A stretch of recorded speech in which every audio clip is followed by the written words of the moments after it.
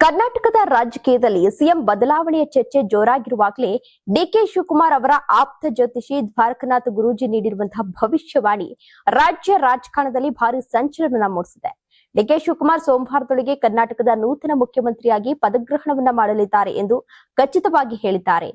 ಕೇವಲ ಈಗಷ್ಟೇ ಅಲ್ಲ, 35 ವರ್ಷಗಳ ಹಿಂದೆಯೇ ಡಿಕೆ ಶಿವಕುಮಾರ್ ಸಿಎಂ ಆಗ್ತಾರೆ ಎಂದು ತಾವು ಭವಿಷ್ಯವನ್ನ ನುಡಿದಿದ್ದಾಗಿ ಗುರೂಜಿ ಸ್ಮರಿಸುತ್ತಾರೆ.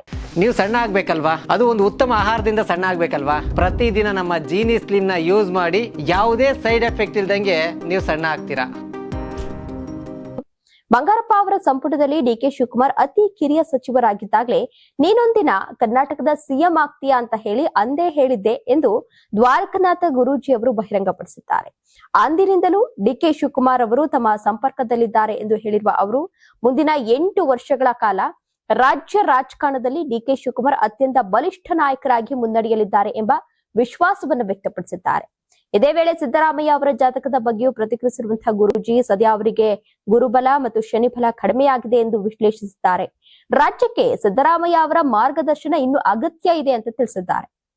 ಜೊತೆಗೆ ಡಿಕೆ ಶಿವಕುಮಾರ್ ಅವರು ಶೃಂಗೇರಿಯಲ್ಲಿ ವಿಶೇಷ ಪೂಜೆ ಸಲ್ಲಿಸಿದ ನಂತರ ತಮಗೆ ಕರೆ ಮಾಡಿ ಕೆಲಸ ಆಗಿದೆ ಎಂದು ಮಾಹಿತಿಯನ್ನ ನೀಡಿದ್ರು ಎಂಬ ಆಸಕ್ತಿದಾಯಕ ವಿಚಾರವನ್ನ ಗುರೂಜಿ ಹಂಚಿಕೊಂಡಿದ್ದಾರೆ.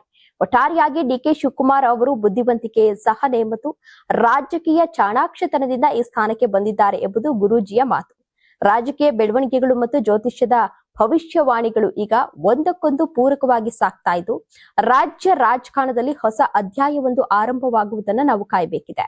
ದ್ವಾರಕನಾಥ್ ಗುರೂಜಿ ಅವರ ಈ ಭವಿಷ್ಯ ನಿಜವಾಗಲಿದೆಯೇ ಎಂಬ ಕುತೂಹಲಕ್ಕೆ ಸೋಮವಾರ ಉತ್ತರ ಸಿಗಲಿದೆ.